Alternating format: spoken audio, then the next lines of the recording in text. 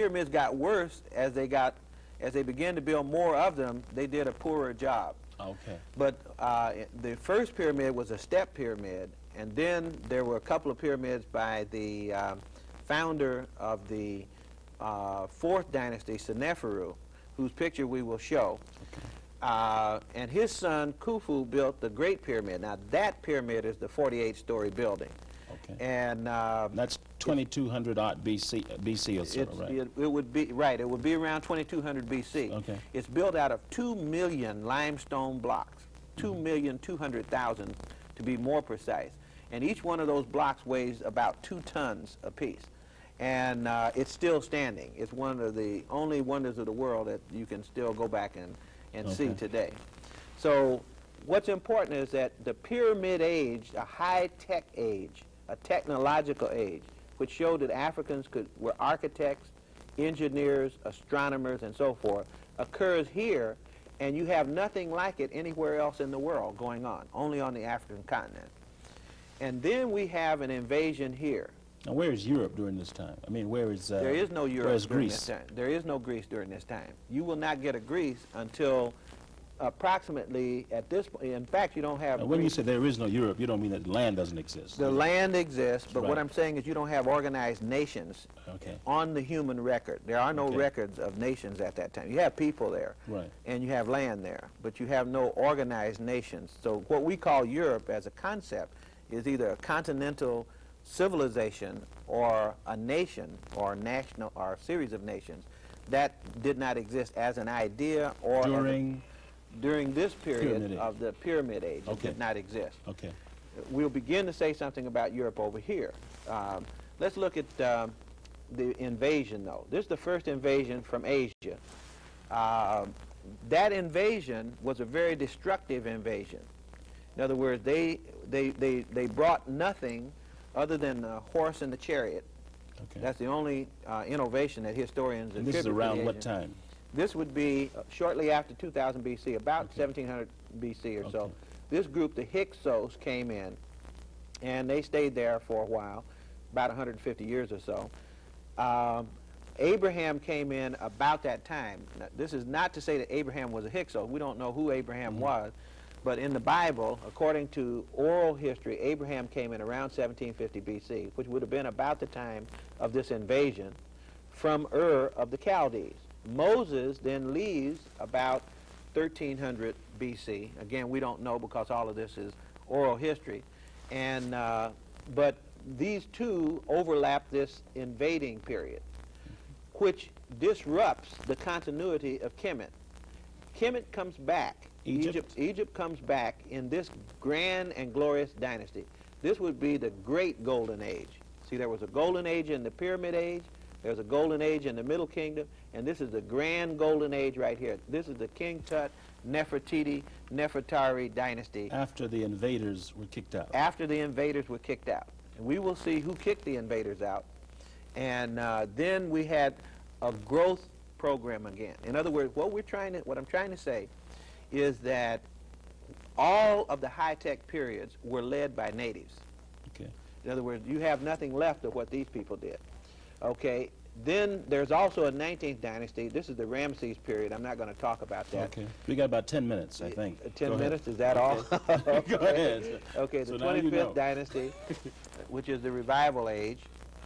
These are all, but these are important golden ages of native black African rule. That's why I have them posted there.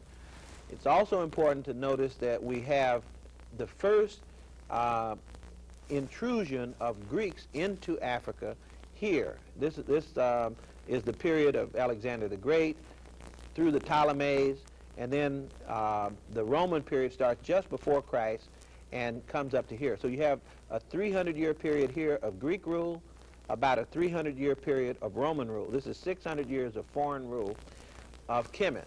And so I'm putting this up because later when I show you a couple pictures of Greeks and Romans, we want you to see where they come into Egyptian history. And they come in during what period specifically? They come in just around the time of Christ. And they come in at the end of the period. In other words, they contribute literally nothing, but they take a lot out. So this is why we say the foundation of Greco-Roman civilization, culturally, is an African foundation. They took what they learned here home and began to imitate those cultural forms. Actually, the contact between Greece and Rome and Africa begins here when Africans went to Greece and Rome, especially say to that Greece. again now. Say that again. Africans in this kingdom here, the 12th dynasty, around 2000 BC, Africans were in what we call Greece. In fact, one of the people I will show you on the slides is supposed to be the founder of Athens, according to Greek mythology, not according to African mythology, but I mean also according to African mythology. But this is what the Greeks said about But the Greeks their said origin. that their founder, you know, came from outside, especially Athens, which is very important. So I hope that this timeline will help us to place the pictures of the royal images in some kind of order as we go through those. Okay, let me ask you to go through it one more time in our remaining minutes. Just briefly go over that again. Okay, so you start with the first nation in human history, Tasseti. You follow Tasseti, you go a little bit north on the continent to a place we now call Egypt. It's called Kemet, for 12 families, and then an interruption from Asia. Some more families in the 18th dynasty, and then there's a period of kind of general decline. Another revival here in the 25th dynasty, sometimes called the Ethiopian dynasty. And then the Persians come in here, some more deterioration.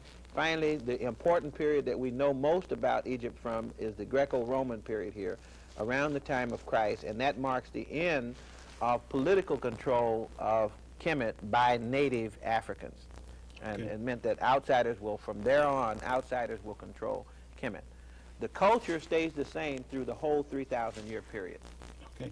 Any last comments before you, final comments before we break, you might say here is also, when these people lost out, some of them moved south, and we have a 600-year period of rule by African queens at the same time that the Greeks and Romans were ruling the north part of the continent. These queens ruled from Meroe up near Khartoum in what is now Sudan. And there's a whole story to be told about them that we just will not have time to get into. Okay, thank you. Thank you. We'll come back. Thank you.